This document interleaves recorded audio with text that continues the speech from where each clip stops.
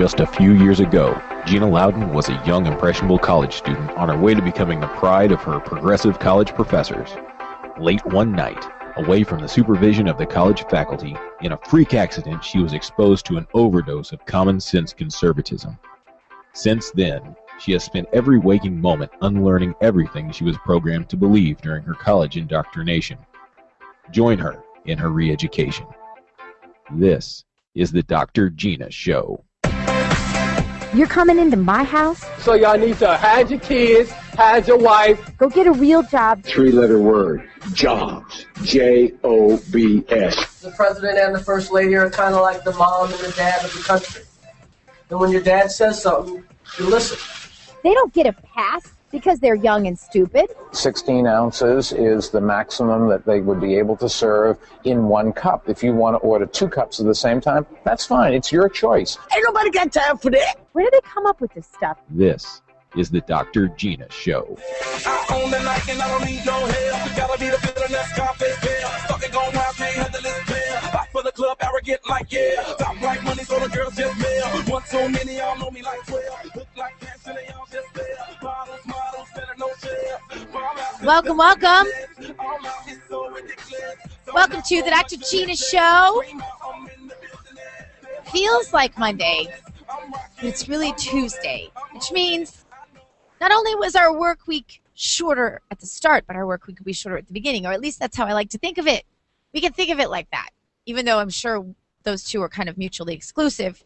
We can go along with that. Hope that you had an amazing Memorial Day weekend. I'd say mine was just about as close to perfect as a Memorial Day weekend can get. Got to go see Catalina Island for the very first time. Was very exciting. And a beautiful island. I can't decide whether I think Catalina Island is more like the south of France, where I've spent some time, or more like Hawaii. Feels a little like that. Feels a little like St. Croix, Virgin Islands, another favorite vacation spot of mine. Anyway, it's beautiful. It's beautiful. It's tiny. It's doable, if you know what I mean. Like, you feel like you get there and you really, you know the island and the culture really quickly. And at the same time, it's just so close to home, which is so nice. I couldn't believe I was back to my family within 3 hours after being out on some lost island, feeling like a wild beast out there. So we snorkeled at Lover's Cove. That's one of my husband and my's favorite activities. One of my husband and my favorite activities, and we did a zip line. Now that is the coolest thing ever. Zip lines. You're just flying across the jungle. It's great when there are mountains because you can go mountain peak to mountain peak. And I would say we were, I don't know how high in the air we were. It was so amazing, so awesome. The views were spectacular. The adrenaline rush, which I might be just a little bit addicted to. That adrenaline rush was pretty awesome too. So anyway, I had friends thinking I died because I wasn't on Facebook or Twitter for like 2 days. That's because I was having so much fun. So anyway, it was a good time. And then the best part was sometime on Monday, I was like, it's Memorial Day. I need to just stop and mentally put my brain around the fact that it's Memorial Day. I need to pray for our soldiers who survive and have fought for our freedom in this country. I need to thank some veterans. I did see one guy on Catalina Island, and I stopped to thank him. I love the way their faces light up when you stop to thank them. And they get this kind of horrified look like, oh, I shouldn't have worn my hat today, because now people feel an obligatory thank you is in order. Oh, no, listen, you wear those hats. You wear those hats. There is more than a thank you in order. Thank you is such a small way for us to acknowledge our own gratitude. The real way to acknowledge our gratitude isn't just to think about the soldiers on Memorial Day. And I'll get to that. But so last night, I was honored to get to speak to a group of many veterans, Korean, World War II, Vietnam, of course, and I especially, my heart warms when I see the World War II guys that are still there, because you all know I wear my grandpa's bracelet every day as really a reminder that freedom isn't free. This is his flight bracelet, his wings that he had made into a bracelet when he got his wings. Before there was an Air Force, believe it or not. It was the Air Force before there was an Air Force. Called the Air Guard, I believe, something like that. Anyway, when I see those, having lost my grandpa this year, seeing those World War II veterans is really, really special and really reminds us that when we feel discouraged or we feel like we fought hard and lost elections, how do you think the Vietnam veterans felt? I mean, I just always think about that. I always think about freedom isn't free. And who are we to think that this should be an easy job, that we should sit in the air-conditioned comfort of our homes and write letters to congressmen and senators and change things when people have died for this? This is not an easy fight. And no one ever said it would be an easy fight. And we have to remember that while we're getting frustrated with the way things are going politically for us in this country. But we also have to remember that it is incumbent upon us to continue the fight anyway. So I got to speak to those veterans last night, and people ask innocent questions. They don't mean anything by their questions. But one lady stood up, like so many of us, including me, have said that she was frustrated, that she'd taken time off after the elections, that she didn't know for sure if she was having the impact that she felt like she was having. And there were times where she wanted to quit. And I made the mistake of glancing over at one of the Vietnam veterans' faces when she said this without saying a word. I just looked at him, and I saw the puzzlement on his face. And I saw him look around like, do you know how many times I've wanted to quit? You know about the suicide rates of our veterans. It's disgraceful. You know about the veterans' homes and the treatment of our veterans. It's disgraceful. You know about the veterans missing in action. It's disgraceful. You know about what happened in Benghazi. It's disgraceful. And I felt a special disgust with myself for having been one of those people who gets frustrated with the efficacy of the Patriot movement and at times thinks I envy my friends who hang out in Hollywood all day long and write on Hollywood stories. It's disgraceful. We owe it. If nowhere else, we owe it to our veterans to continue this fight.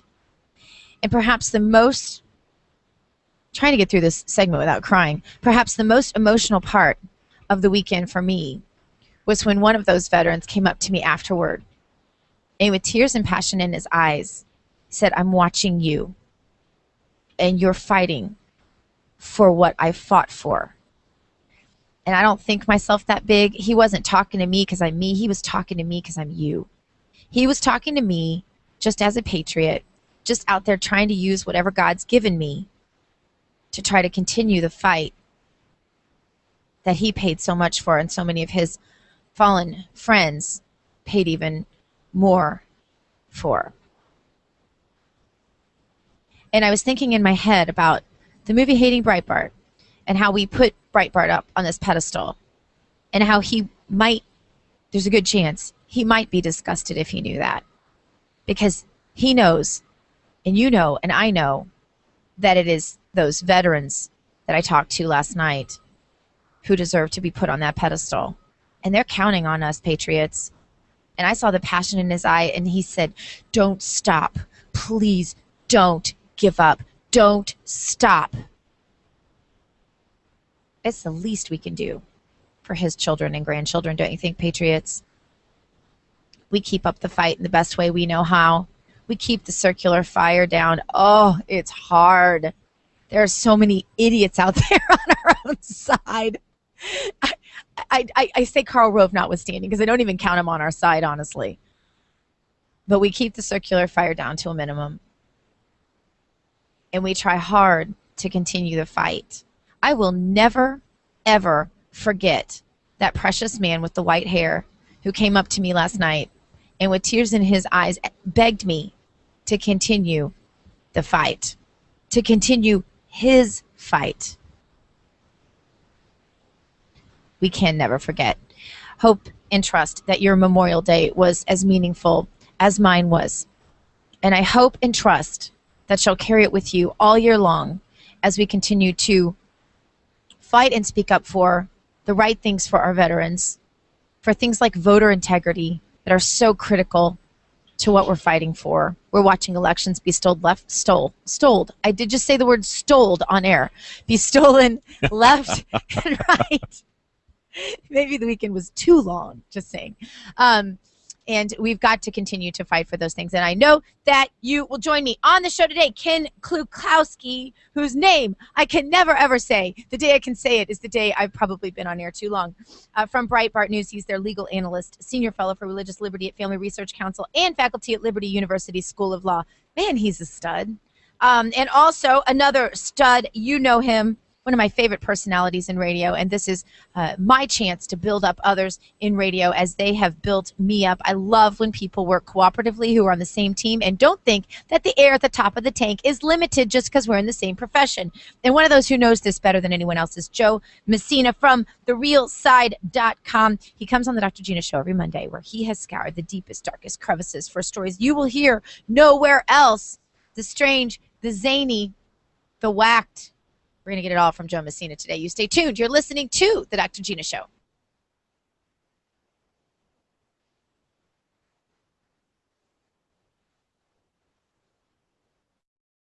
Would you rather be a gun owner or a victim? Hi, I'm Tim Macy from Gun Owners of America. Our Constitution affirms our right to self-defense, including the right to own firearms. Right now in Washington, D.C. and many states around the country, there are radical leftists who'd like to disarm Americans. That's why Gun Owners of America was formed over 35 years ago. We're here for only two reasons: to lobby to protect the Second Amendment and to replace anti-gun politicians with pro-gun Americans who actually understand what the Constitution says. I urge you to join us in this fight. We've been called the only no-compromise pro-gun lobby in Washington, D.C. Please go to gunowners.org and join today. It may help you from becoming a victim tomorrow. That's gunowners.org. God, guns, and gear. The things you need to be a proper conservative these days. Go to the Dr. Gina site at docgtv.com. That's docgtv.com for all of your Patriot gear, including concealed carry handbags, the best T-shirts you'll find anywhere, and even jewelry for that special woman in your life who enjoys her freedoms as well. docgtv.com, docgtv.com. Go there for your Patriot gear. Pick you up after school. Okay, I got it. It's easy to take a day for granted. You and your family are connected by routine, and you stick to it. But what if a disaster strikes without warning? What if life as you know it has completely turned on its head? What if your day's routine is disrupted and you can't reach your family? Have you planned for that? Before a disaster turns your family's world upside down, it's up to you to be ready. Get a kit, make a plan, be informed. Today, learn how at www.ready.gov. Ready.gov. This message brought to you by the Federal Emergency Management Agency and the Ad Council. Do you support Obama's universal background check? This is Dr. Gina. I want you to go to gunowners.org right now and answer that important survey question. Gun Owners is the only no-compromise gun lobby in Washington, according to Ron Paul, and many others are finding the value of joining an organization like Gun Owners of America, who's been there and will be there with a no-compromise attitude. Gunowners.org. That's gunowners.org. You're a troublemaker, troublemaker. You ain't nothing but a troublemaker, girl. This is Andrew Breitbart of Breitbart.com and Big Government. Troublemaker, just like my longtime friend, Dr. Gina, Tea Party Patriot. You're listening to the Dr. Gina Show. Oh, troublemaker, yeah, that's your middle name. Oh, I know you're no good, but you're stuck in my brain. Troublemaker. And you are listening to the Dr. Gina Show. Spoke to a large group in Laguna. Such a sexy town. They're all sexy towns in SoCal, though. Couldn't decide beforehand between shopping in San Clemente, which has a wonderful little area, and Laguna, because there's so much shopping to be had and so much eating, by the way, too, sadly. One of the things that has come to, one thing I'd love to do is take the temperature of the audience when I speak to them. And last night in Laguna, the audience was asking me questions they're catching on to so much. And I love this. Something I've talked about a lot on this show is the idea of college education, how much parents are spending on it, how it is a liberal indoctrination, not an education, how kids come out of a 4-year university doing less well than kids who go to a 2-year technical school. Gosh, I saw in an email thread yesterday something that ticked me off so much. Someone said, well, it's no surprise that, more liberal people are better educated. What? The more education you have, the more liberal you are, or the more Democrat they vote. I see what you're saying. I see that university professors would naturally be liberal because they're more educated. No, you ever heard the old adage? And I can say this because I have taught a lot, that those who can't teach. I mean, I'm sorry. That's a ridiculous assumption. No, they were just trying to say that smart people obviously become liberal. Because when they get an education, they become smarter, therefore... They get indoctrinated at their most vulnerable, brainless time in their lives between the ages of 18 and 25. You are an idiot. We all are. I don't care if you're conservative or liberal. You don't get it. Like, life I'm is still just... an idiot. Yeah, well, then there are exceptions in this much later into adulthood. But, no, it's true. I was talking to a young woman yesterday on the ferry coming back from Catalina. And brilliant, obviously. She's done an internship in psychologically related field. She's done one for a trial attorney. Is that a surfer I see behind me? I'm next. And she's going to medical school and she wants to become a neurosurgeon. Brilliant young girl, adorable. I loved her. She reminded me of my niece Amanda. Darling. And then she starts talking about how human beings have evolved to be what we are today, and that school and education are so much harder than they were 50 years ago. And I'm thinking, she's heard, but it's not her fault. She's heard this, and she thinks, okay, this is the calculation that kids do. If then, right, we learned that, right? So if my parents pay 50, 60 grand for me to be at this school, then the people who are here must be freaking brilliant, right? The teachers in this school must be brilliant. Or my parents, who have been smart with money my whole life, for crying out loud, they wouldn't even let me get the dress I wanted for prom. If they're going to pay this kind of money for me to go here, or if I'm going to be on scholarships and taking loans out to hawk my life to have me go to school there, then these university professors must be brilliant. And therefore, everything they say must be sacred. And so they must be right on all things. So when that university, and her dad, a business owner, a contractor, smart guy, very common sense. I love the way he thought. He thought like a conservative, even if he wasn't, philosophically underpinned with all the names and the lingo. The guy knew his stuff, and there's a good chance they're listening to the show today. And if they are, hello, loved meeting you, both darling. But the thing that upset me so badly, and that I never know quite how to verbalize, here I am on radio every day and giving speeches every day and writing books about how to communicate to those who don't get it. And yet there I was yesterday on this ferry with this beautiful, young, amazing girl who still thinks that evolution is a fact, doesn't understand that it's a theory, an unproven theory, same as intelligent design,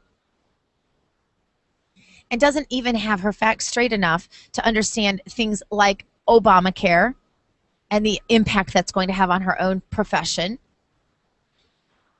and thinks that her university professors are right about everything when they're so clearly wrong about so much. So I got a huge kick out of her, loved her, and maybe planted a seed or two, hopefully. She seemed very, had the sweetest, most teachable spirit. And you love young people like that. But last night when I spoke to the group at Laguna, one of the questions, this made me feel better, one of the questions was, what do we do about a college education for our kids? Because we don't want to pay for liberal indoctrination anymore to dumb down our children. And we all know that the schools at this point, they don't even teach civics in the 4th grade. They're not even learning the Constitution anymore. How can we expect kids to come out knowing how a brain functions and not even knowing how the Constitution functions and so what their rights are? How can we expect anything good to come of that? So I was so glad that this woman asked me this question. The audience clapped. They were a very enthusiastic audience last night. It was awesome. You love speaking to those kind. And I am so heartened to learn that patriots are catching on to this fact. There are so many options. And the recommendation I made for her was a book by a friend of mine. There's my disclaimer, but she's not a sponsor or an advertiser. Even if she were, it'd still be a good book because I only let good sponsors and advertisers on this show. But her name is Chris Whiteman, and her husband is Scott Whiteman, and they wrote a book called College Without Compromise. And I recommend that book all the time. And when I ran into the Duggar family from 19 Kids and Counting a couple of weeks ago at a speaking engagement where we were both speaking, I mentioned how much Michelle Duggar reminds me of my friend Chris Whiteman. And she said, and I told her about our book, and she said, we use that book. Not only do we use that book, we give that book out to our friends. So I quickly text my friend Chris Whiteman, who's completely humble and wasn't fazed by me saying this. I'm like, oh my gosh, they give your book away. They hand out your book. They think it's so awesome. Of course, she's like, oh, that's nice. How are you? You know, that's my friend Chris. That's the caliber of people we're talking about here, completely unconsumed with their own amazing abilities. And they wrote this book called College Without Compromise, and I can't say enough about it. We use it. My daughter now, my oldest daughter, who is beginning her college career. I'm not one of these moms that says they have to begin by 12 or 13. I like them to live a little bit, enjoy their lives, and homeschooling provides for that. But she is starting early, and that's awesome. And College Without Compromise is the name of the book. There are a lot of different suggestions in there. We picked one. Actually, our daughter, we let her pick the one that she wanted to do. That's how we like to do school, where it's self-directed and the kids get to choose what they want to do because it builds autonomy and it builds confidence in decision-making, things that you aren't good at when you get out in the real world if someone else has made your decisions for you your whole entire life except for your whims. Whims don't count as decision-making. Those are whims. I want a new outfit. I want to go to this college because this cute boy goes there, because they have a really good sorority there. Those are whims. Those are not decisions. Decisions come from thought that is rational without emotion. That's what our government's missing these days. We have a shooting in a school and our government goes, oh, let's ban guns. That's a whim. That's an emotional whim. That's not a rational answer. A rational answer is, oh, in Israel, kids don't die in schools. Why? Well, because they have armed, trained guards in Israeli schools, and they have 0 deaths since they instituted that program in 1970. That is rational thought. We need to teach our children not only to think rationally and legitimately and logically, we need to teach our children to be able to detect in leaders rational thought, true leadership. Going against the flow when it matters is true leadership. Being able to think void of emotion in a crisis situation, that's a true leader. So we need to teach our kids that discernment, understanding to be civically involved, to discern real leadership over false leadership that is based on emotion and appeal to masses from slogans and other emotional appeals.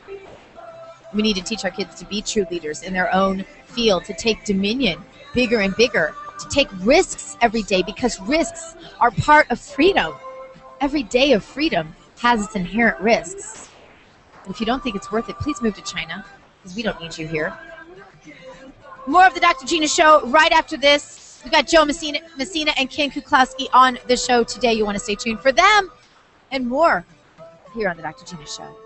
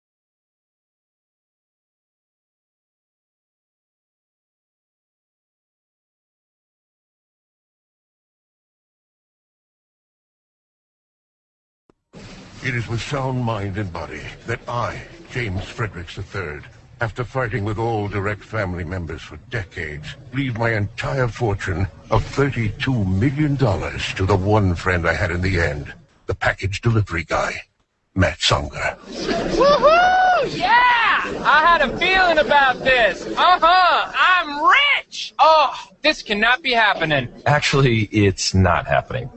What? And it never will. I don't get it. There aren't even people here. That's just one of those murmuring sound effects. Seriously? Listen, if you want to have money in your future, don't rely on luck. Put $10 away each month. Cook once in a while instead of eating out. Okay. Pay down your high-interest credit cards. Right. Small changes today, big bucks tomorrow. So, no inheritance? No. Go to feedthepig.org for more free ideas. Feedthepig.org. This message brought to you by the American Institute of Certified Public Accountants and the Ad Council. And just to be clear, no inheritance, right? God, guns, and gear. The things you need to be a proper conservative these days. Go to the Dr. Gina site at docgtv.com.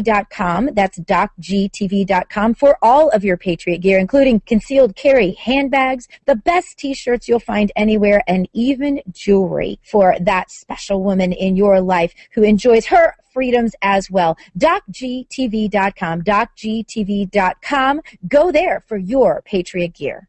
You understand your Second Amendment freedoms, but who is out there with a no-compromise attitude that will defend those Second Amendment rights? Well, I can tell you, gunowners.org. That's gunowners.org. This is Dr. Gina, and I want you to go to that website right now, gunowners.org, and let them know that you want to help them as they continue the only no-compromise gun lobby in Washington, D.C., according to Ron Paul. Gunowners.org. That's gunowners.org. Check them out. Hi, this is Craig Smith, chairman of Swiss America. Dr. Gina is the gold standard of talk radio. What you waiting for?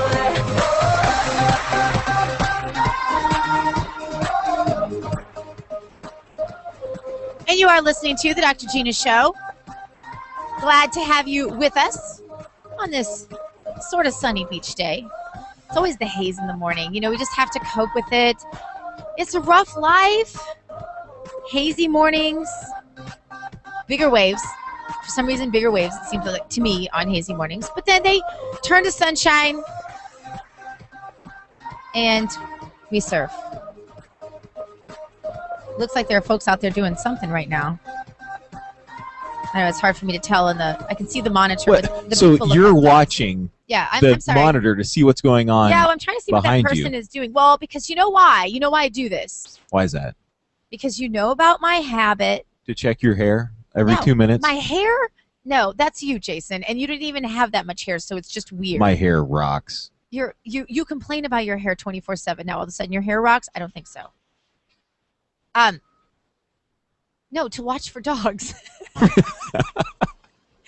I am dog obsessed. I got so I found an anniversary card for my husband. This weekend was our anniversary. And so I bought him a happy birthday card because it had the dog I want on the front of it. I want on the front of it. Do you love that? On the front of the card, I want a Frenchie. It's the dog of my dreams. I've always wanted one, but they are outrageously expensive, but they're also outrageously wonderful. They're tough. They're feisty. You know, they have no idea their own little size. They're smarter than a whip. I want a Frenchie. So, but I can never rationalize the expense on myself, so someone's going to have to buy it for me. So everywhere we are, I have this card that, by the way, it was a happy birthday card. I scratched out birthday and put anniversary. Nice. My husband was so flattered. He's like, oh, does this card mean anything with a big picture of a Frenchie on the front of it that you want? I'm like, oh, no, honey, completely innocent. And the fact that it's a happy birthday card that I scratched out and made into a happy anniversary card, that has no bearing at all. So anyway, so this weekend I ran into 1,000 Frenchies because, of course, all the sexy people on Catalina Island have Frenchies, even though I don't have a Frenchie and I want one.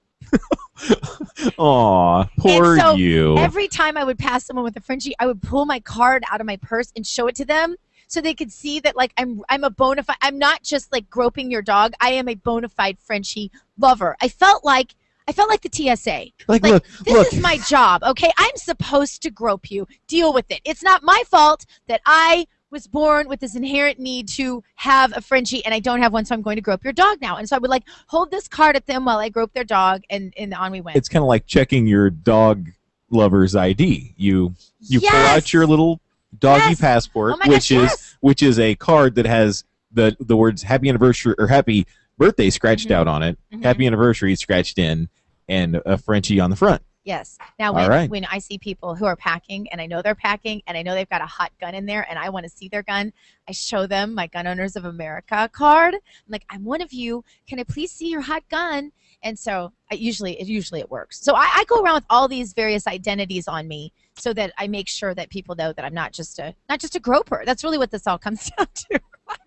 My dog groping habits and my gun. I like to grope guns as well. Not on people, just the gun itself. Yeah.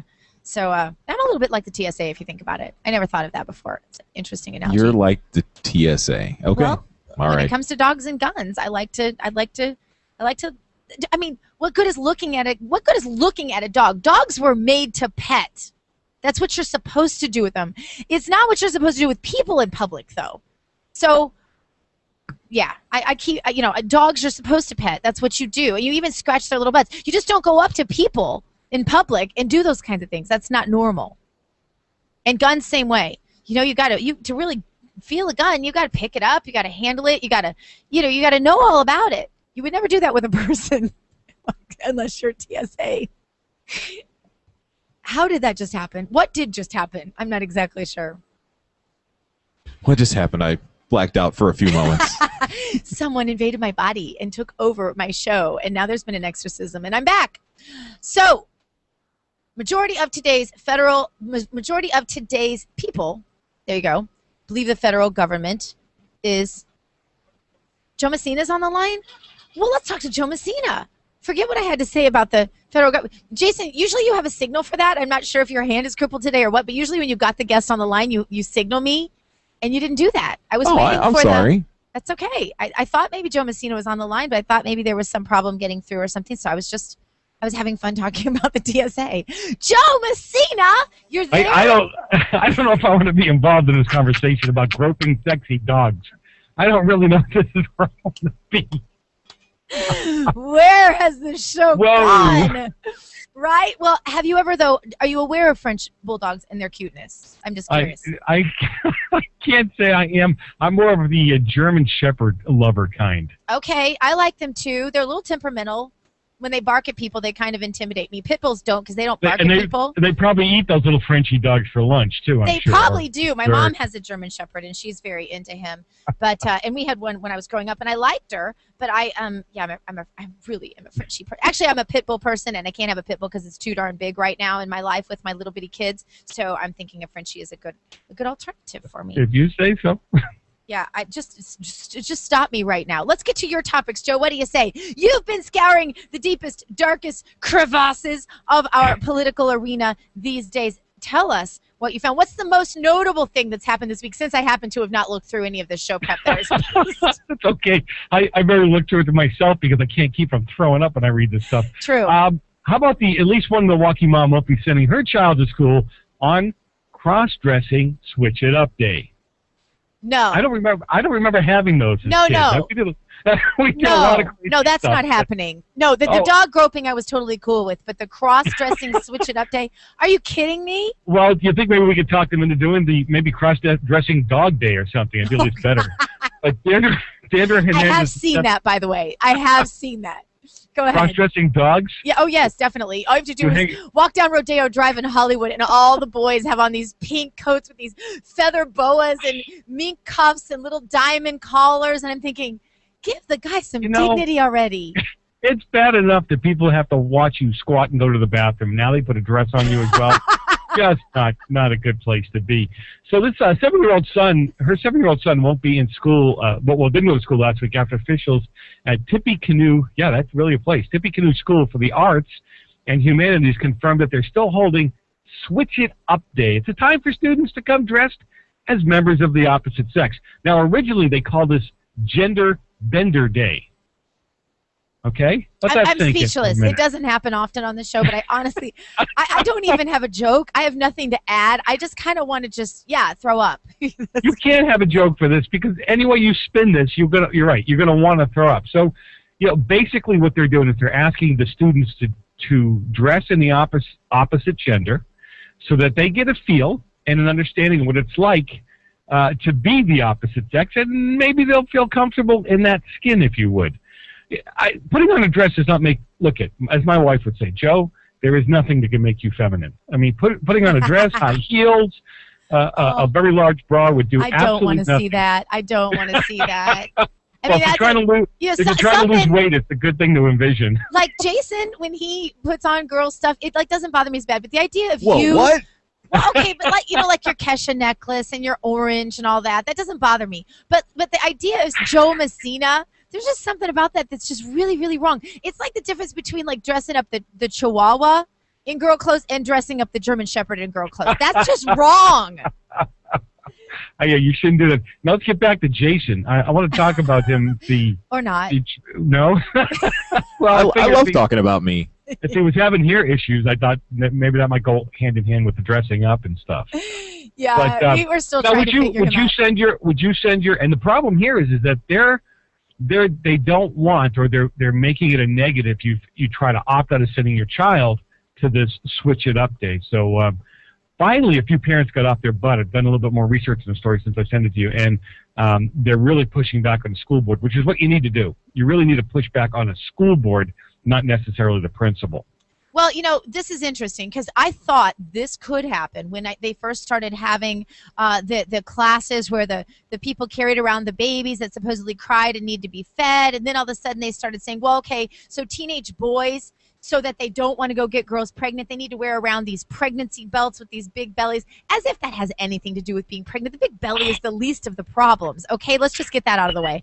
But this is where they're taking this, and this is so unbelievably troublesome. Honestly, if you would think that like a lot of the gay community, the transgender community, a lot of those people would be upset by trying to force something that they say is so natural, right? Oh, force something? No, they want you to feel their plight. I mean, come on, look at. I've been pregnant, and I don't need you to feel my plight. Let's just get that. Well, listen, let me tell you. Do you really think, being a 17-year-old boy once in my life, I don't care what you hung off of me to make me feel your pregnancy. I really didn't care. I was looking for one thing at 16 or 17 or 18. And no deterrent like that was gonna hurt me. But no, I don't agree with you. I think that the LGBTQ community really wants this out there, so that these kids will feel or think or somehow play it down that, oh, it's no big deal. It's no big deal to dress as a girl. No big deal to dress as a guy with the opposite sex. I see the picture a lot bigger than just one Switch It Up Day. Okay, now you live up the road a bit from me. I'm further south, a little further from Hollywood. I have a little more distance, and you just called it the LGBTQ. I was calling it the LGBT, and I was feeling so cool for knowing that acronym. Could you tell me what changed, please? Well, it's even longer than that now. It's LGBTQ, which is lesbian, gay, transgender, bisexual. Now, I said queer, okay? Queer. Yeah, well, I said queer because a lot of the main sites said queer, and I got a ration of emails that said it's questioning. What's questioning? Questioning. Questioning what? Questioning. Wow. Yeah, and they're very upset about it. I'm meeting with a large group of the LGBT community this Friday. We'll see if I make it to work. Well, we'll be watching. We'll be watching. We're going to see what they're questioning. All right, Joe Messina, I never do this, but I'm going to keep you through if you can hang on through the break, because we only got to one story, and you have a lot more in queue here. Can you hang through the break? Is that okay? Sure. All right. Don't you love when radio show hosts do that to you? Like all of a sudden they're like, oh, by the way, can you please hang on? All right, more with Joe Messina, and I just noticed out of my right-hand peripheral vision that the Obama dozer is back. So that will make the show extra exciting for those who want to tune in. DocGTV.com with Joe Messina here in just a moment. You stay tuned.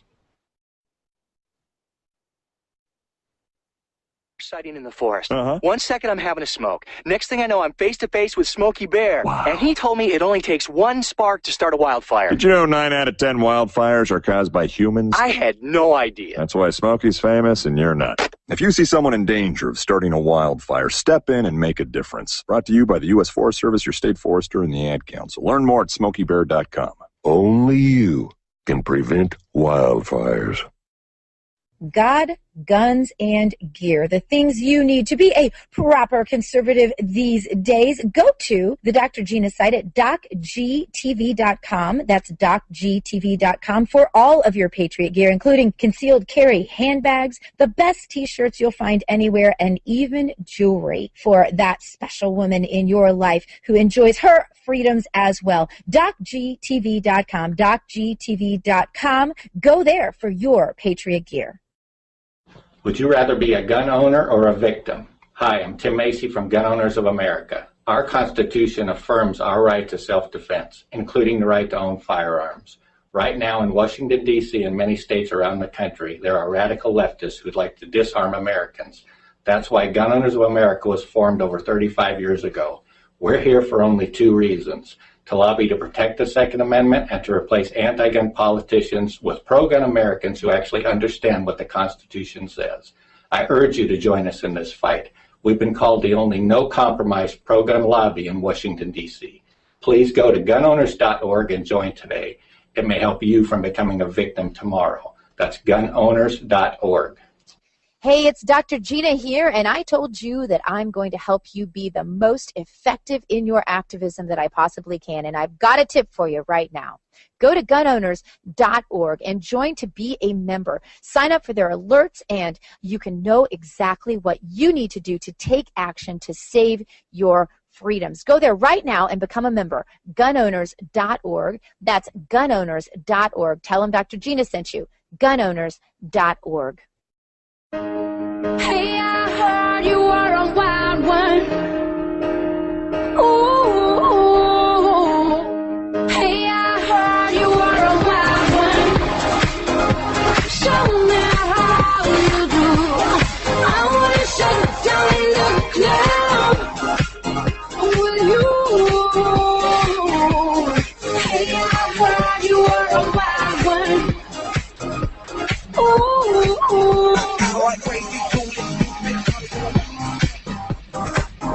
And you are listening to the Dr. Gina Show. Might just be a confrontation. Yes, what are you doing? I'm texting. I'm not texting. I'm posting on Facebook. Because I want everybody to know that the Obama dozer is back.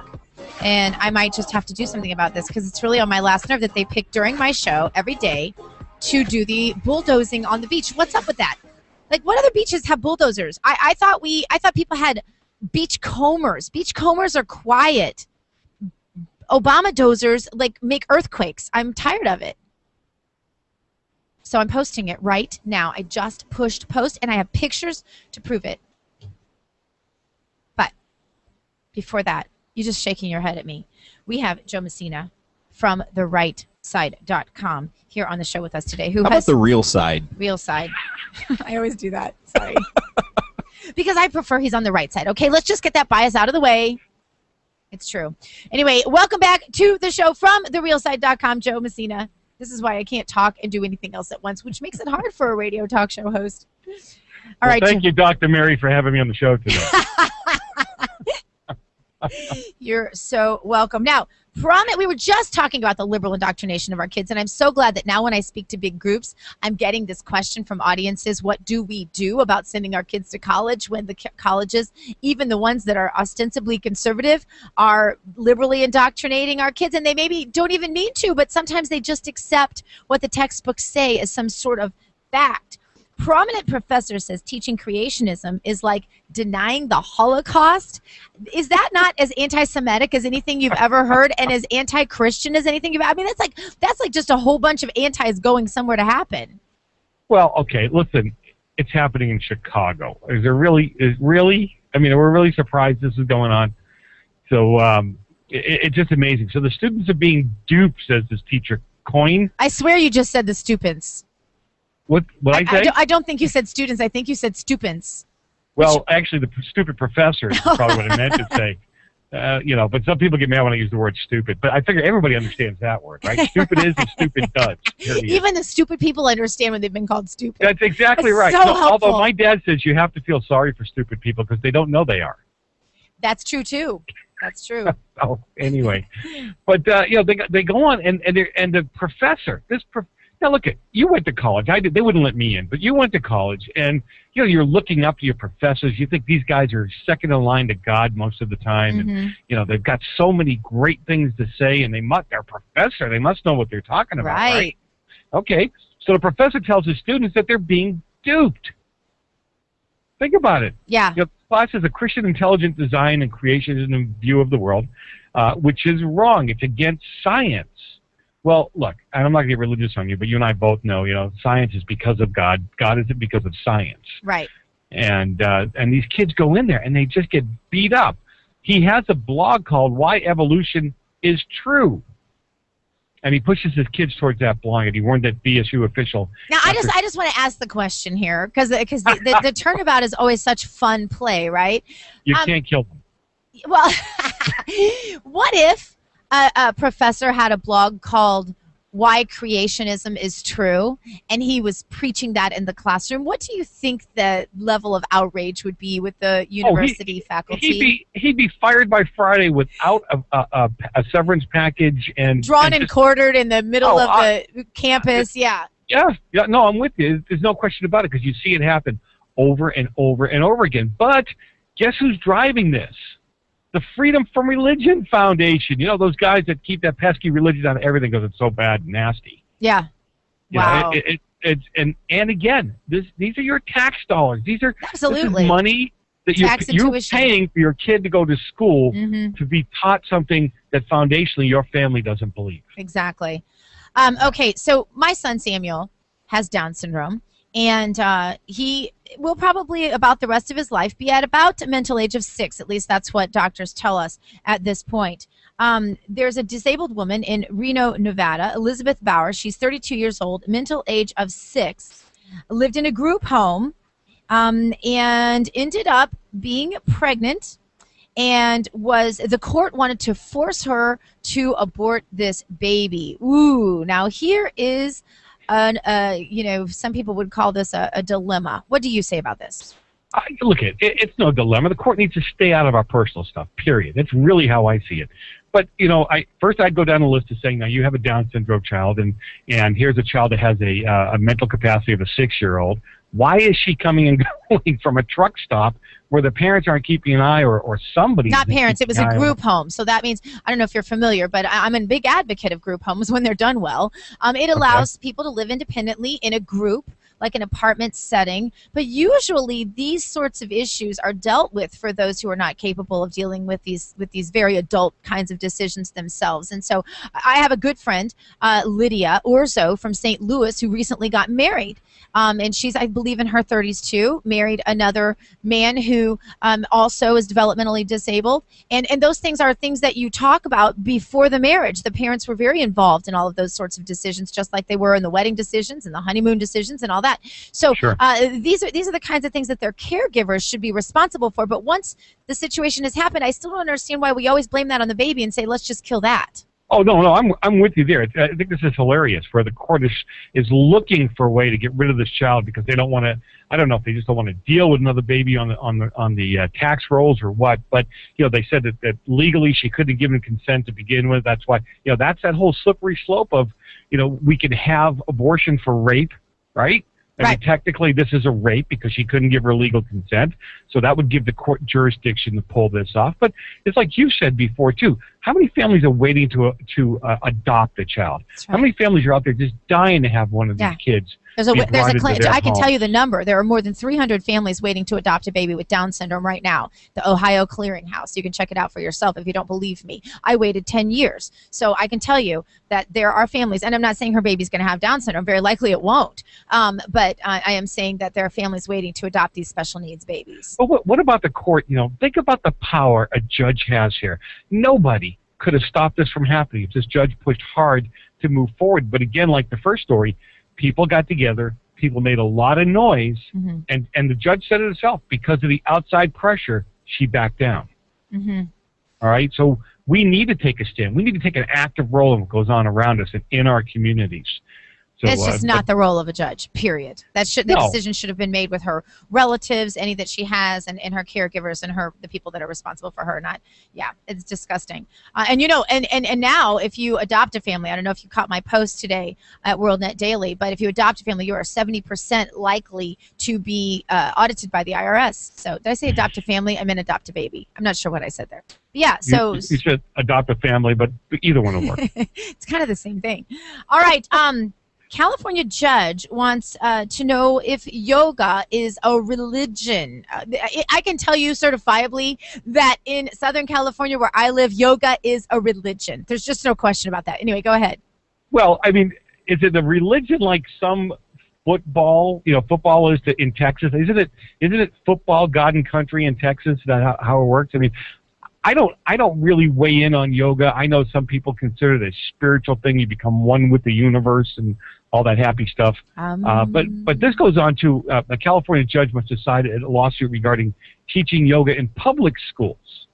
Now the problem is there are some forms of yoga that are considered even by the a spiritual practice, if you would. And I guess this is Ashtanga yoga. And that's being put in place, and there are a lot of people involved in this form of yoga that say, again, this is a religious form because you clear your mind. You become one with the universe. You bring your blood pressure down. And that to me is, well, look at prayer brings my blood pressure down. Why can't I get one with my Lord and pray and without being dragged out of school kicking and screaming? I understand that there's some forms. There's some forms of yoga that are strictly exercise. I get that. No, all I know is I'm way too busy for yoga. Like I don't. I just know that I'm way too. If you want to give me an extreme exercise program, I'll probably do it. You can run and play with the kids on the beach. I think it kind of has the same effect. Definitely, you can pray. Definitely, that calms me. Unlike anything else, but yoga, I've never understood it. I don't understand it, but I do find it absolutely entertaining that men that look like you actually do yoga in Southern California. And what are you talking about? Oh, yes, and are religious about it. I couldn't get up off the ground if I tried to do some of that stuff they're talking about. I have friends with like full beards and like body hair, and they're out there doing their yoga. I'm thinking, wow. I always pictured like some skinny, wafy girl doing it. It just doesn't work for me when it's a big, burly guy. They should be out, weightlifting or driving trucks or shooting guns. I don't know. But anyway, Joe Messina, you and I, we are not getting through the content we used to get through, but I always have such a good time with you. And I think when you put two radio talk show hosts together, this just might be what happens. Thank you. Thank you so much. I have a great time with you, too. All right. All the best to you. You can catch him not the right side, not the left side, but the realside.com with Joe Messina. Don't confuse it like I do. We'll be back in a moment. Still have Ken Kuklowski coming up here on the Dr. Gina Show. You're going to want to stay tuned for that. And my very possible intervention of the Obama dosing. We want to say bulldozing. We'll just say Obama dosing going on my beach today. What is with this? Back in a moment.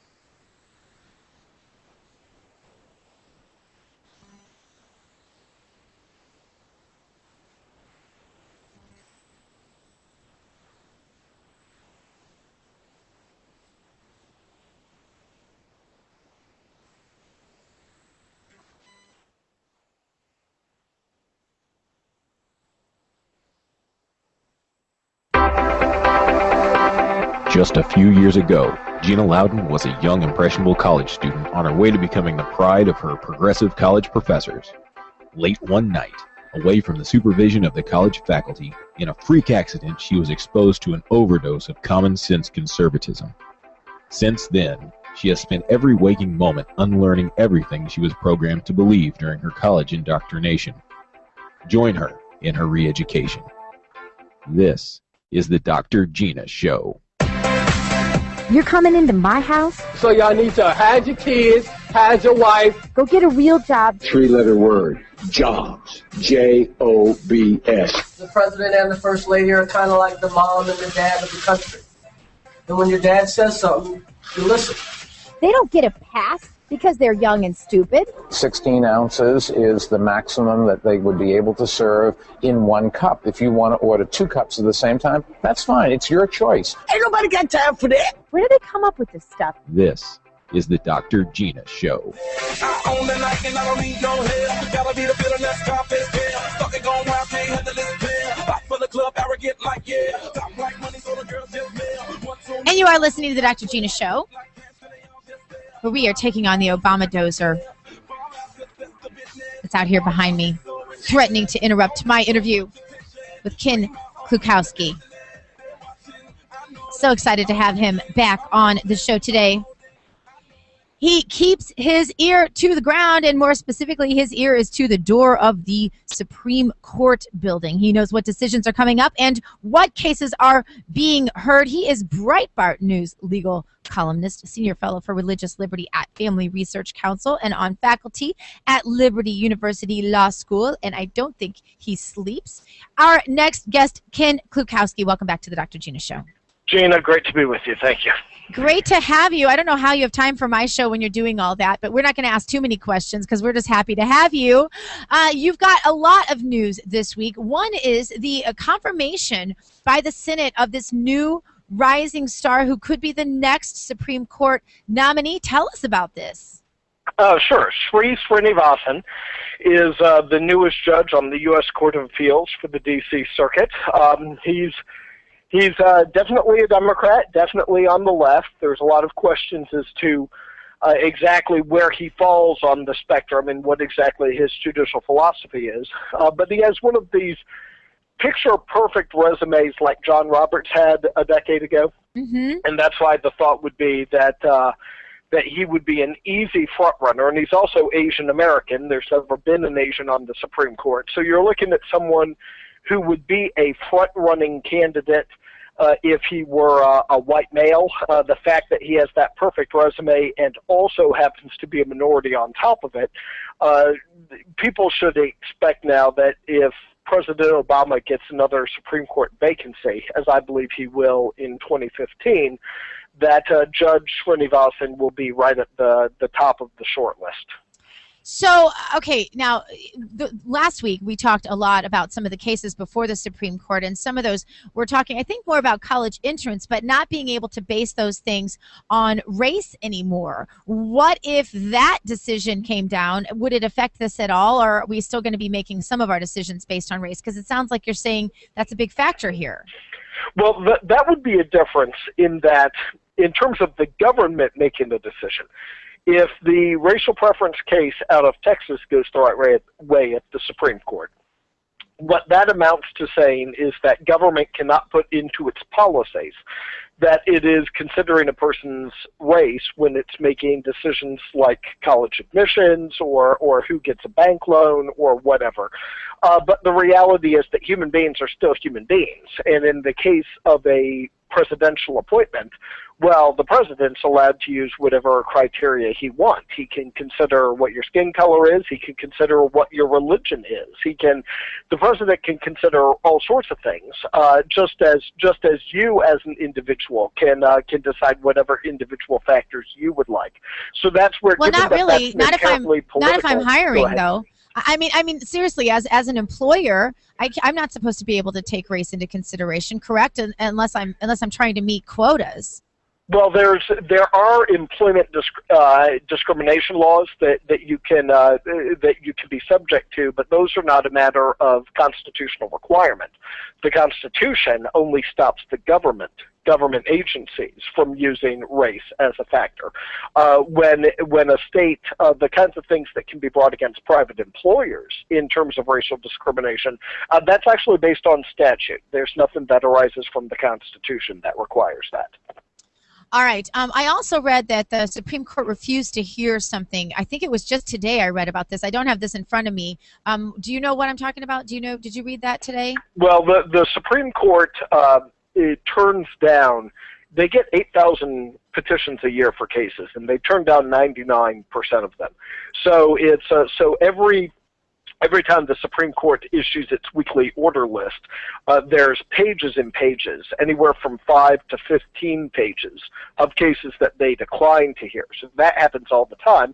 There were a couple significant, well, every week there's a couple significant ones, and I think the one that you're referring to is the Planned Parenthood case out of Indiana, where the Supreme Court declined to take the case from Indiana, where the Seventh Circuit Appeals Court in Chicago invalidated former Governor Mitch Daniels' law defunding Planned Parenthood by making them ineligible to receive state Medicaid dollars. Okay.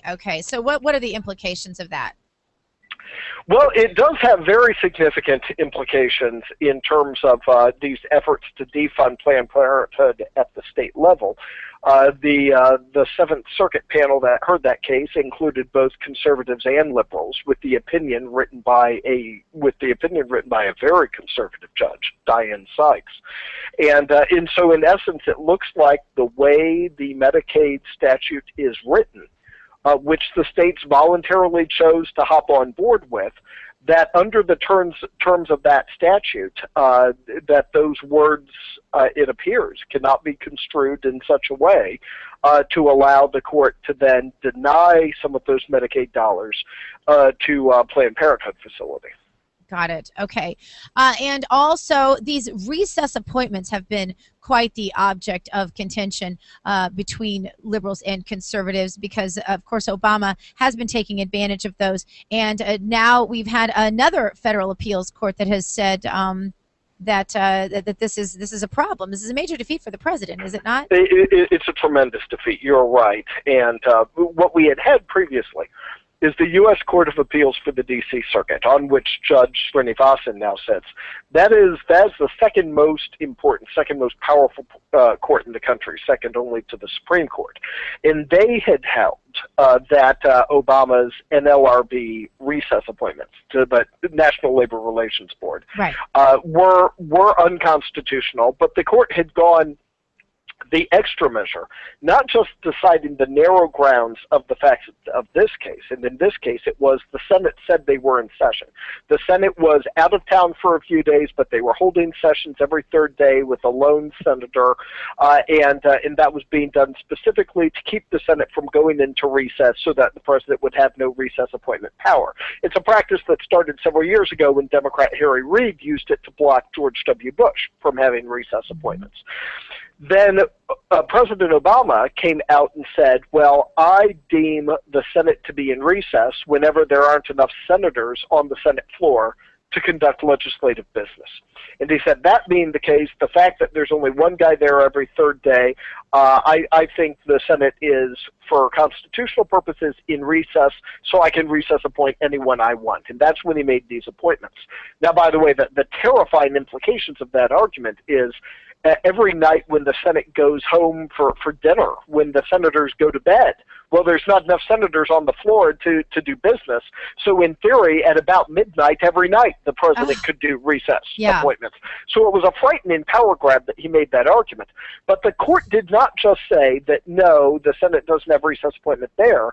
They got back to the original meaning of the recess appointment clause in the Constitution, which looks like it only applies to recesses that happen towards the year-end recess, meaning after the Senate recesses for the year, for Christmas and New Year's, until it starts again the following January.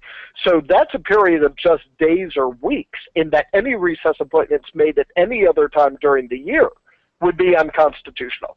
When the D.C. Circuit said that several months ago, the White House came out blasting it, talking about judicial activism and whatnot. The Third Circuit, what you're referring to is that a week ago or a week and a half ago, the U.S. Court of Appeals for the Third Circuit in Philadelphia, which was dealing with another NLRB ruling against the company had filed suit. The Third Circuit agreed with the D.C. Circuit that the recess appointment power only arises during the year-end recess of the Senate, not during any temporary breaks during the year, and thus that all of President Obama's recess appointments are unconstitutional. What's real significant about that, my final point, is that this is the way presidents of both parties have been doing it for over 30 years now, for roughly 40 years now. So this issue, I think, will now go to the Supreme Court, but the fact that the Third Circuit and D.C. Circuit agree on this, I think indicates, I mean, I've read the briefs too, I followed these cases, the legal reasoning looks sound, that the way presidents have been doing this for several decades is beyond the power given to them by the Constitution. So we could be looking at a fundamental change in terms of how presidential appointments are done, but ironically, the only reason we're getting to that point is because President Obama went off on yet another unconstitutional power grab so that the courts finally had an opportunity to look at this whole issue of recess appointments. Absolutely.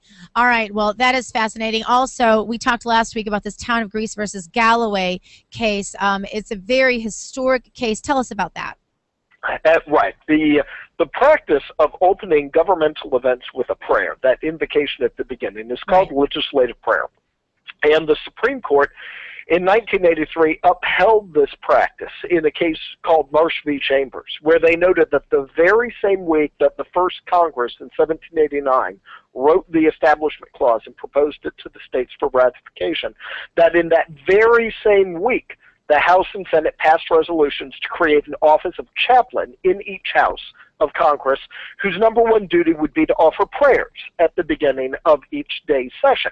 So the court correctly reasoned that the Supreme Court did not vote on Thursday to violate the constitutional provision they had just adopted on Tuesday of that same week. They hadn't forgotten what they did 48 hours ago, and so clearly such prayers do not violate the Establishment Clause. Now, lower federal courts over the past 9 years, since 2004, have started to draw these lines that the Supreme Court had never drawn, saying, well, what the Supreme Court meant is only that non-sectarian prayers, meaning plain vanilla, bland prayers with no specific moments religious of silence. content. Yeah, that's right. That only that kind of generic prayer is protected, but that if anyone says Jesus, oh my goodness, now it becomes unconstitutional. So that's been a line that the lower courts have increasingly drawn since 2004.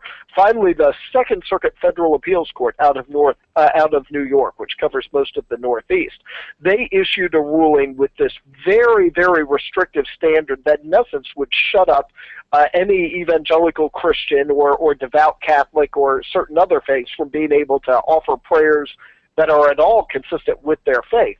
And it represents really an unprecedented restriction on religious speech.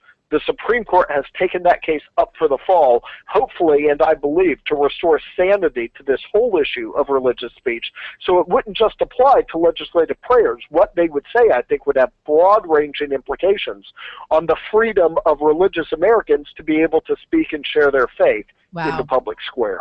Fascinating. Well, thank you so much for updating us. There's more, and I wish we could get to more, but we are out of time. Ken Kuklowski, you can find his work at Breitbart News. He's also a senior fellow for Religious Liberty and Family Research Council and on faculty at Liberty University, who's doing some amazing things as well. Ken, thank you so much for being a guest on the show today. All right, all the best to you. Coming up, we're going to catch you up on the news you may have missed over the weekend, including one new poll that says that the majority view is that today's federal government is too powerful. I'm going to make a prediction as to how the public will psychologically react to that. You're going to want to stay tuned for that. You're listening to The Dr. Gina Show.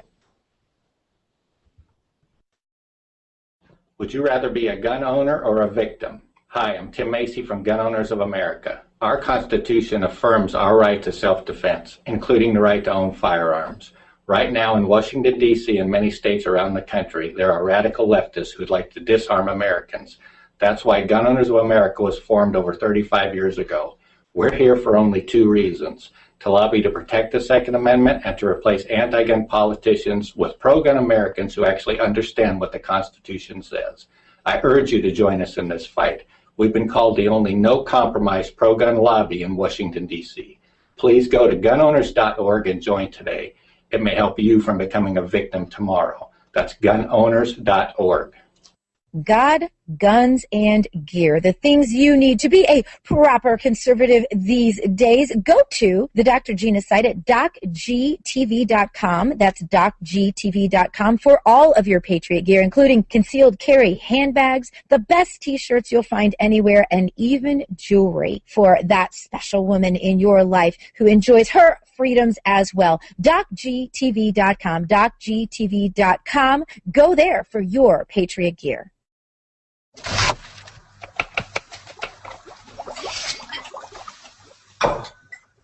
Can you tell if these vegetables are being contaminated with bacteria that could cause paralysis? Listen. Can't, can you? You can't see it either. Use different cutting boards so that the bacteria in raw meats and seafood and their juices doesn't touch prep surfaces for other foods, like veggies. Raw food may contain bacteria that can make you very sick, or worse. 1 in 6 Americans will get sick from food poisoning this year, and roughly 3,000 will die. But you can keep your family safer by separating raw meats and seafood from other foods. Learn more about this and other important information. Check your steps at foodsafety.gov. That's foodsafety.gov. A public service announcement brought to you by the U.S. Department of Agriculture, the U.S. Department of Health and Human Services, and the Ad Council. Do you support Obama's universal background check? This is Dr. Gina. I want you to go to gunowners.org right now and answer that important survey question. Gun Owners is the only no-compromise gun lobby in Washington, according to Ron Paul, and many others are finding the value of joining an organization like Gun Owners of America, who's been there and will be there with a no-compromise attitude. Gunowners.org. That's gunowners.org.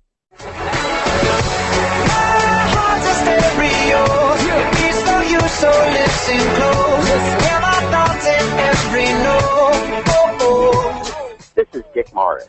If you're diagnosed with liberalism, Dr. Gina will cure you. You feel low. This melody was meant for you.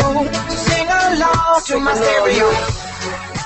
Heart's a stereo. It beats for you, so listen close. Hear my thoughts in every note. And you are listening to the Dr. Gina Show.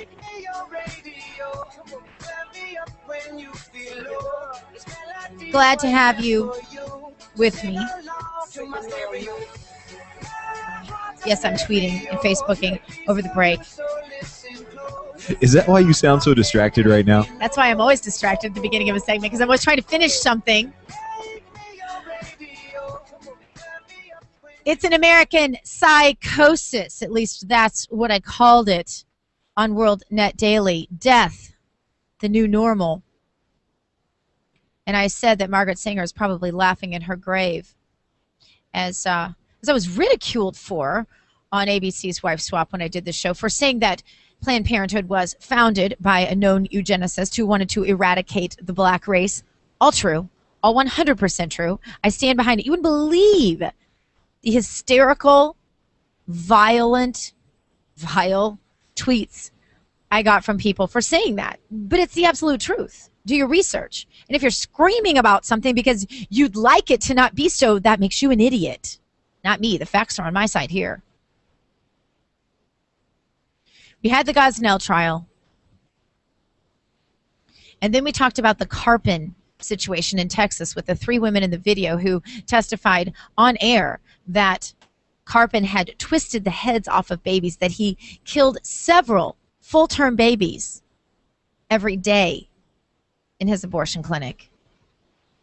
And he's still practicing, to the best of my knowledge. I don't even know, but I believe Carpin's still open for business. Am I mistaken? I don't know. I think he is. I need to follow up on that story. But that story went dark.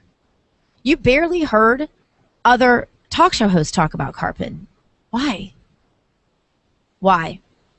It's not because the talk show hosts didn't care. Conservative talk show hosts who cared about Gosnell, if they heard about Carpin, they would have, you would think, said something about it. But I think what is happening is our collective psychology is a lot like that of someone who has committed a couple of murders. We watch these things on TV, these heinous events take place, whether it's the machete killings that took place in London, or whether it's the mass shootings in schools, or whether it's clipping the spines of little babies. We grow weary and we grow numb. And psychologically, we take on the mental profile collectively of psychopathy. That's my concern anyway. And I point out in this, the next time you call one of your friends and say, oh my gosh, there's some horrible, gruesome killing of babies on television right now, the shock is not going to be there the way it was during the Gosnell trial. And I think as we continue to watch the gruesomeness on television combined with the violence and death we see on video games and in movies today, one of the most popular movies of all, it's about a guy who kills people for revenge, some sort of vigilante revenge. Dexter is the name of it. And the show is quite gruesome. Don't know if you've ever watched it. It's one of the most popular shows on television, especially with young people. So is the message to young people not, if we can rationalize it, it makes murder okay? Because that's exactly the arguments the left makes for abortion. If you can rationalize it, it makes the murder okay. Has our sensitivity level dropped so far that what Carpin did in twisting the heads off of babies is somehow less offensive than what Gosnell did in snipping the spines of babies at full term?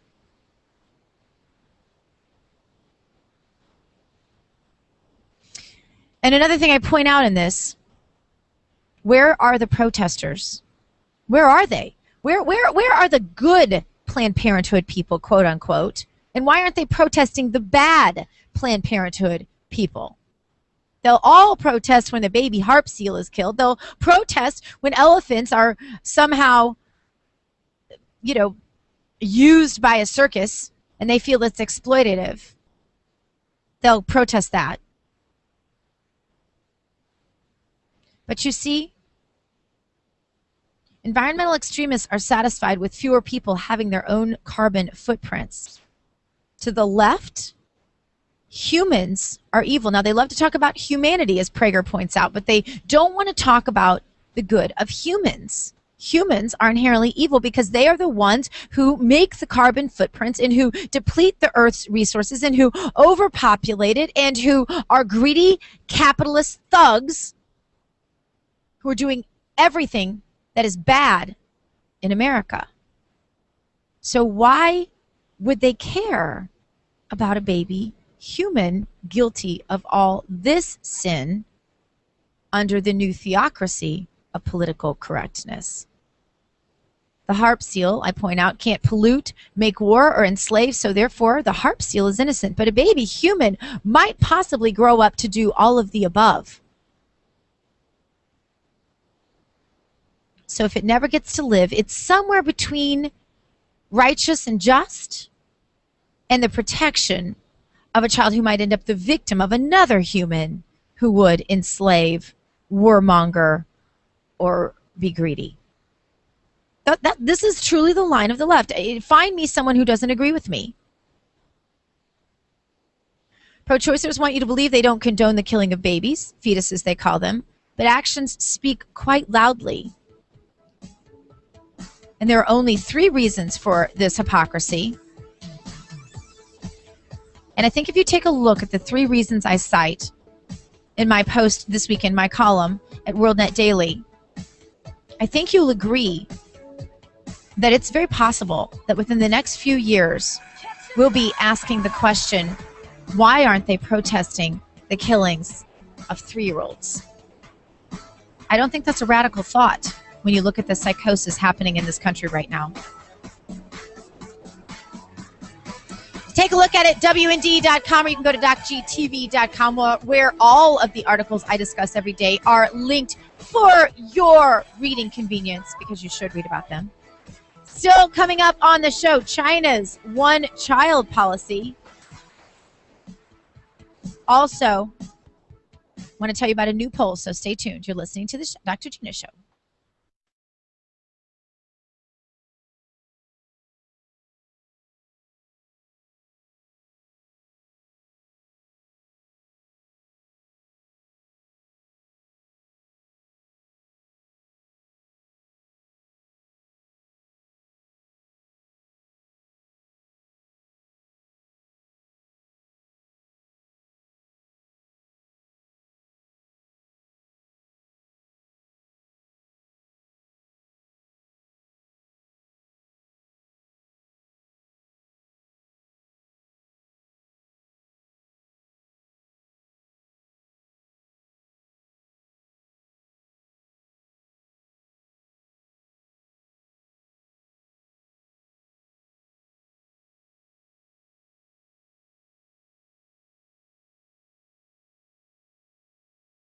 $7,000 high school students drop out every school day. That's one every 26 seconds. So here's a 26-second message of encouragement. Hey, I'm Matt. I know, sometimes you think no one cares if I finish high school, right? Well, I do. Me and thousands of people you've never even met. Okay, here's the thing. When you graduate, you have better opportunities to make more money, have a cool job, just have a better life. So the next time you need a little support, a little motivation, just know there are a whole lot of shoulders for you to lean on. So stay in school and graduate. Do you have 26 seconds to convince a student to stay at their desk? Now you can share your message of support at boostup.org. We can keep students in school. Visit boostup.org and take the first step. Brought to you by the U.S. Army and the Ad Council.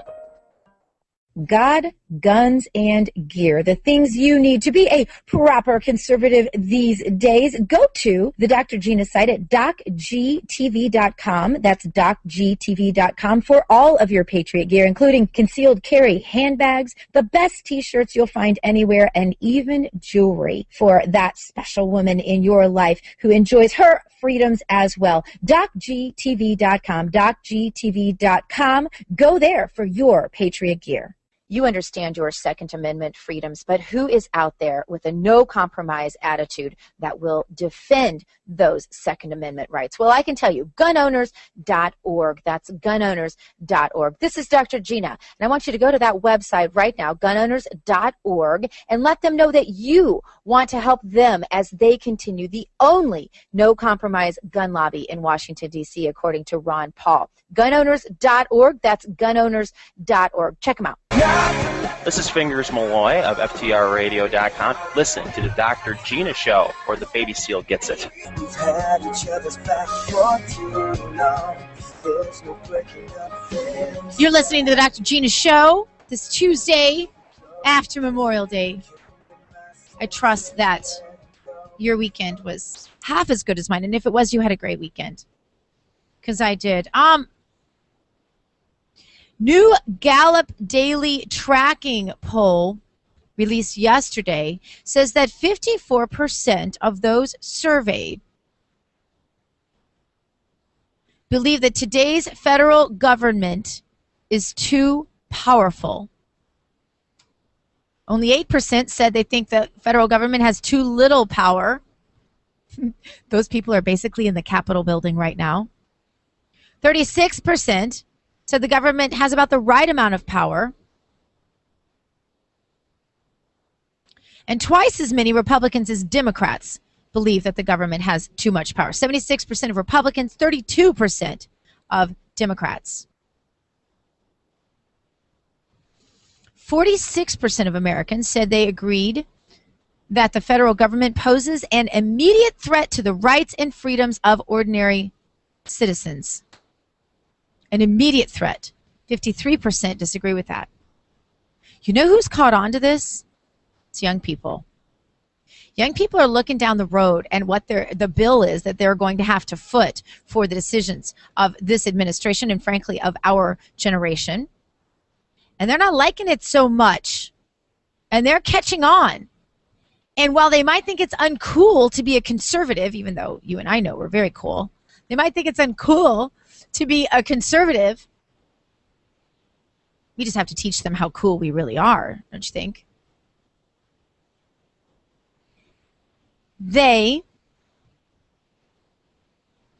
are thinking that smaller government is good, but this is the problem with the harshness and the radicalism of young thought. I've told you before that people between the ages of about 18 and 25, they just go brain off. They just can't think straight. And I'm sorry for those who are in that age bracket who listen to the show and read my columns. I know you're trying, but just know that until you're about somewhere around 26, you don't know what you're talking about on most things. And I know that because I went through it. Thought I had all the wisdom. You have no idea, and there's no way for you to actually gauge that you have no idea what you're talking about, but you're going to turn 26, 27, Jason's case maybe 50, and go, oh my gosh, I really had no clue. So this is what they're doing. In reaction, because they've been raised in an emotively reactionary society, in reaction to the fact that they're realizing that the government is too big, what young people are doing is tremendously frightening. They're becoming anarchists. And you've seen the popularity of the libertarian movement. Whoa, whoa, libertarian, dogs off. Just a minute, let me get through my thought completely. They're listening to the libertarian movement, and many of them are falling in line with what they believe is the anarchist angle of the libertarian movement, which exists. I've seen it firsthand. Go to New Hampshire if you don't believe me. And so they're deciding that no government is the answer to too much government. This should scare us all to death, to be honest with you. Because no government is just as radical and uncivilized as is too much government. And it's not the answer. Our founders had it right. Constitutional government is the answer, where you are protected. Your First Amendment rights are protected. Your Second Amendment rights are protected.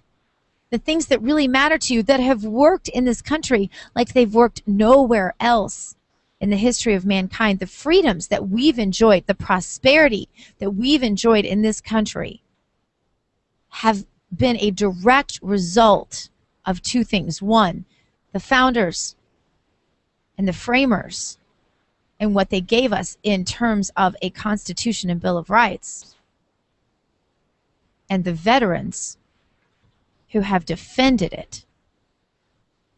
That is what makes America great, and that is what makes America free. And if you don't like it, go away. Go to another country. I mean that. So the danger in everybody realizing all of a sudden that government is too big is that we have learned to react to things emotionally. So they go, all right, let's just cut the knees out from the government. Let's make it completely, the only word I can think of here is impotent. Make it completely without any power. That is not the answer. That is not the answer. We have to get constitutions in the hands of people. We have to teach people that the Constitution is the answer. Some government, small, limited government, of the people, by the people, for the people. Letting our politicians know they work for us, and stop with the candidate worship and the GOP is the worst at. Gosh, I'll never forget. I've often cited the example. One day I went to both a GOP event and a Tea Party event in the same day. The GOP event was practically rolling out a red carpet and bowing down to people who were in government, who were speaking at the event that day, letting no real people talk ever. Speaking in the same sorts of ridiculous little sound bites and slogans intended for the masses that the Democrats were. And then you had the Tea Party meeting with all their passion and zeal, lack of organization at that point, certainly, yes. But you had the Tea Party saying, no candidates can speak. Get the candidates off the platform. No elected officials can speak at this Tea Party. And I went, oh, yeah, I like this. Not because I don't think that we should listen to our elected officials. I like to hear what they had to say if it wasn't a canned speech, if it was a true town hall style question and answer period. I like that. Let's do meet the press with these elected officials all the time. But let's remind them that they work for us. That should be the start of every conversation with an elected official. You work for me. You know that, right? So when we talk about the fact that government has gotten too big and the fact that people are really catching on, especially the youth, to the fact that government has gotten too big, let's be sure that we talk about the answer to that. Not being no government at all, not being anarchy, not being a third party created to make us lose races, but the infiltration of the GOP by folks who understand what our Constitution really is and the limits on government. I think that's where we need to go from here. Another interesting story that cropped up over the weekend. A little-known speech given to the Iowa Republican Party this month. Kentucky Republican Senator Rand Paul mocked Obama's signature health care overhaul, noting that the 122,000 brand new medical diagnostic codes are somewhat amusing if you look at them for a little while. So not only now do we have the DSM-5 coming out that I think should scare every American who ever appreciated his liberties, because let me assure you, somewhere in the pages of that DSM-5, you too can be labeled mentally deranged. Somewhere there is an acronym to describe something you may have done in your life that could have you labeled should a hostile relative or a hostile government decide to label you. It should scare you to death. Going right along with that, according to Mail Online, Senator Paul, who also you remember is a medical doctor, included line item terms for things such as this: injuries sustained from a turtle. Very important. If you go to the ER, you want to make sure there's a code for that, right? Walking into a lamppost. I've done that. Texting away. Walk right in to my daughter. I've watched her do it multiple times. Injuries sustained from, get this now, burning water skis. That is a medical code under Obamacare.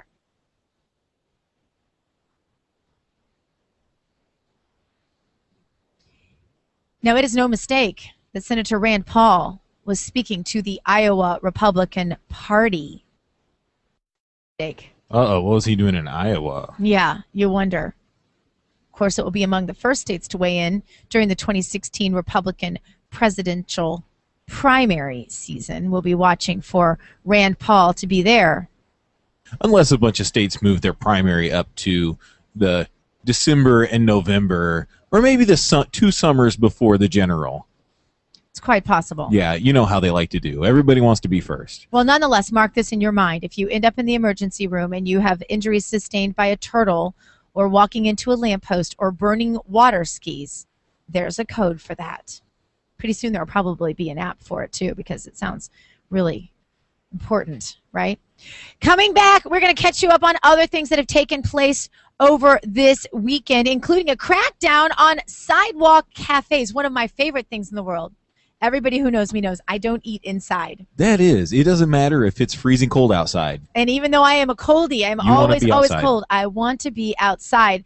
And now you're going to find out how the government thinks they need to crack down on that, put you inside so you could breathe each other's air and catch more diseases, I guess. I have no idea. Also, how an innocent tweet got a student suspended. And also, big labor, big heavy sleepers. We're going to talk about that. And is Donald Trump going to be one of Rand Paul's major contenders for the White House coming up in 2016? We'll talk about all that. You stay tuned. You're listening to The Dr. Gina Show.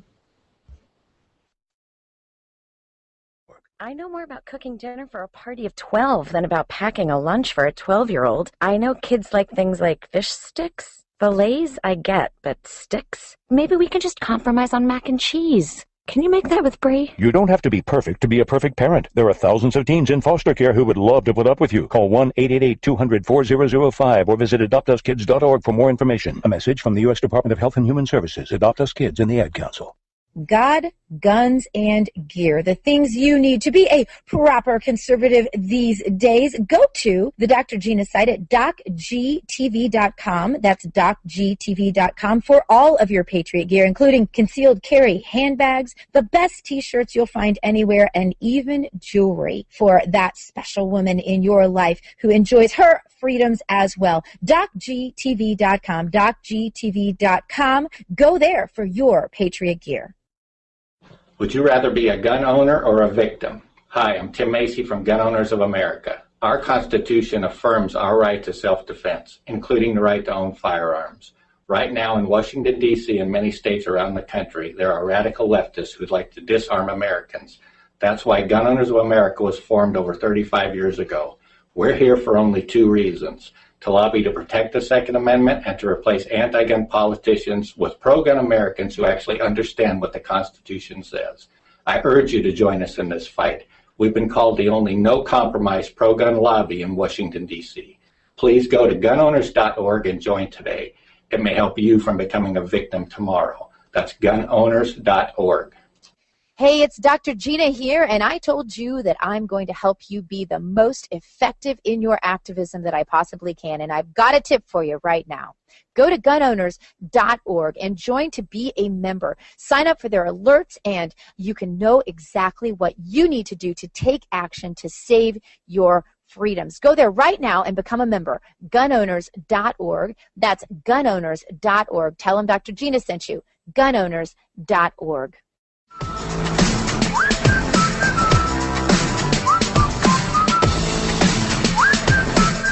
Hi, this is Mark Stein, author of After America, and even in the midst of total societal collapse, you don't want to miss the Dr. Gina Show. She's great.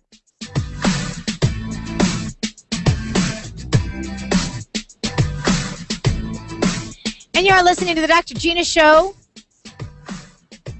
I invite you to check out my post if you haven't already. The IRS has identified a new class of enemies. It is those who adopt. This group faces about a 70% chance of a full audit, according to a new study from the Taxpayer Advocate Service. About 90% of those people asked for additional information. Anyway, you should check out that post. It is up at WorldNet Daily. It's also linked at docgtv.com, just like all of the things we talk about here on the Dr. Gina Show are linked up for you. City cracking down on sidewalk cafes. The Department of Consumer Affairs has sent a notice to 17 New York restaurants telling them that they will have to close their sidewalk seating areas unless they are willing to comply with the city's zoning regulations. They'll have 100 business days to complete this work. The restaurants were given the options to get a certified land survey to show they're operating on private property, file for a zoning exemption, or surrender their permits. So it's very frustrating, I'm sure, for these businesses. More regulations on businesses in New York shouldn't really honestly surprise us at all. New York is all about regulation. But this is really happening. Now, you heard about this union guy, Mark Rosenthal, who fell asleep on the job very literally. A series of damning photos has revealed that the 400-pound president of the local 983 of District Council 37 is falling asleep right there on the job, and there are pictures. He eats lunch when he arrives at 2 p.m. Then, like clockwork, he goes to sleep with. I started to say into a coma. I'm not even kidding. It's probably true. He's got a cup of soda on the table, and there he falls asleep. He wakes up, looks at his watch, and says, "I have to get out before the traffic gets bad." Usually out by 4 p.m. This is some rough work. You know, and these people need a fair wage to sleep and eat and drink and drive home, right? He made embarrassing headlines before. in 2009 when he inspired a city council bill requiring a jumbo-sized ambulance for the morbidly obese patients after he had a stroke at City Hall. This from the NewYorkPost.com. Much of his food tabs are for catered union events and meals he writes off as union businesses. So say some board members. He's always walking off with a doggy bag or extra boxes of food. I sometimes do that for my producer. Leave lunches, bring home puppy doggy bags. I know, that's so nice of you. I love it when you do that. And then when I don't do it, you get mad at me, which is funny. Yes, I do. Like if I actually eat my own lunch, then, because you can't just order an extra lunch and be like, this is for my producer. So I usually will eat half my lunch if it's really good, and then I bring it back to you because I figure someone needs to feed you because you work so hard. Oh, that's nice. And I'm glad that you eat, but I'm glad you only eat half your lunch. Because we don't want you to fall asleep on the mic weighing 400 pounds, which might happen if I ate all of my lunch. I want you to look like this guy. Yeah, no, not wanting to look like this guy. I just put him up on the screen, by the way. At all. Oh, that's nice. So people can see. Yes, there he is in all of his glory. Classy. Hard-working union man. Working man right there. Working man. You and I don't really work. Neither do entrepreneurs. They didn't build that. He built it. This guy built it. He's probably sleeps in the Lincoln bedroom if they have reinforcements in the bed. I don't know. Donald Trump has spent more than $1 million exploring a run for POTUS in 2016. This according to World Net Daily. Michael Cohen, Executive Vice President and Special Counsel to Trump, told the New York Post the electoral research was commissioned. We did not spend $1 million on this research for it to just sit on the bookshelf. Trump insists, though, he's not really interested in running for president, but people are urging him. He's being drafted. Everybody tells me, please run for president. Please run for president. I would be much happier if a great and competent person came along. Trump said last week at a Lincoln Day dinner in Novi, Michigan. I'd be happy, he said, if President Obama would do a great job. I'm a Republican, but before anything, I love this country. I'd love to see somebody come in who's going to be great.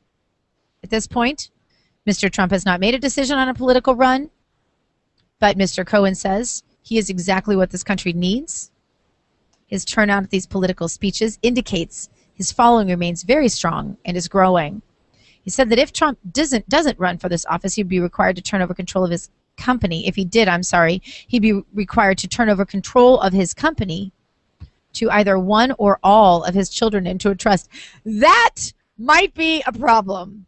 Do we think that maybe Mr. Trump might be just a little bit of a control freak, Producer Jason? I'm just wondering. Well, I don't know. What outweighs what on the scale of power? Oh, right. I mean, will he give that power for the chance of being president? Yeah, but the president only pays chump change. I'm just sure that he'll be looking at, gosh, what if his kids took the money and ran and he was stuck? Well, it doesn't pay very much when you're Donald Trump. Now, there are a lot of different ways to make money as president than just taking a salary. That's so true, but not if it's done right. And especially when you can direct the government to do things in such a way that your businesses or your son's businesses, get a few extra kickbacks. I'm not saying he would do that. That's... He wouldn't. I mean, I wouldn't even think. I mean, one of the reasons I was so comfortable with Sarah Palin running and others like her who are that wealthy is because she has so much money that, using the office of the presidency for money wouldn't be a temptation for her, you wouldn't think. Whereas for somebody like Obama, I think it really, that's part of it for him is the money. No question about it. Of course, he's never called out for that. We don't have time to call him out for that because we're too busy calling him out for other things. Made a living. He's absolutely made a living being a so-called public servant. I don't know, has he ever held a job in the private sector? Not that I know of. So, Donald Trump, would you vote for him for president, Jason? Hey, if he was our nominee, I'd vote for him. Yeah. And would you vote for Rand Paul? Yeah, Rand Paul. He's a rock star. He's cool. So between Rand Paul and... so you're saying this is the primary. Yeah, and primary. The two guys at the two front runners here are let's Trump just go with that. Yeah, sure, why not? And Rand Paul. Mm-hmm. And my vote decides who is going to go up against Hillary Clinton. They're going to call Producer Jason They're going to bring you a catered lunch paid for by a union official.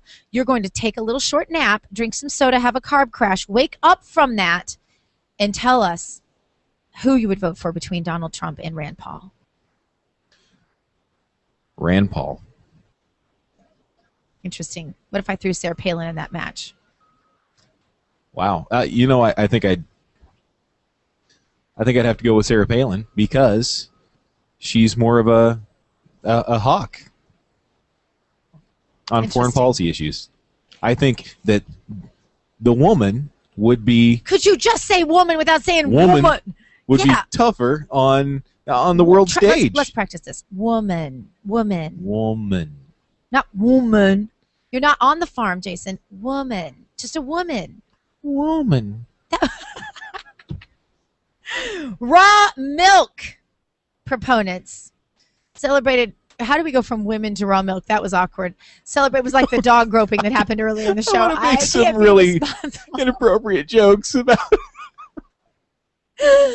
Wait, what was he milking here?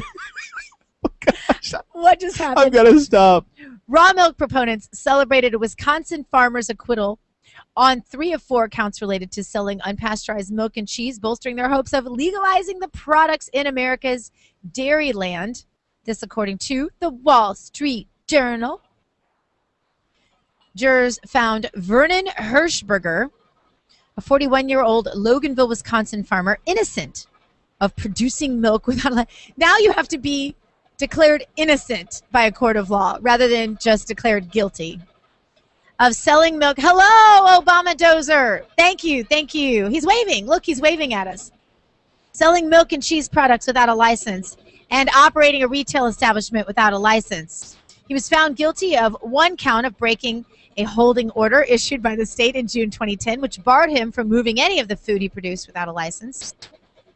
This is a victory, folks, because I, for one, am a big proponent of being able to buy food from a farmer. We don't need to run everything through a government agency for them to tell us it's okay for our consumption. Unless you're that lazy that you don't want to get on the internet and Google who the trustworthy farmers are in your hometown. This verdict means that Mr. Hirschberger can continue to sell his farm's products and members of the buying club he started. He faces as long as 1 year in jail and $10,000 in fines for the guilty count. For the one guilty count. A sentencing date has yet to be announced. This is a huge win for food rights. How ridiculous is it that we're having to fight for the rights of our most basic needs? Food and shelter. They're coming for our sidewalk cafes. They're coming for our rabbits. Don't forget that case from Missouri. They're coming for our milk. We're coming for their heads. Stay tuned. You're listening. Oh, don't stay tuned. The show's over. Tune in again tomorrow to the Dr. Gina Show. We'll be with you to talk about this and more and all the ways you can fight with the resources you have here on the Dr. Gina Show. Life does start here. You go boldly now and live the truth.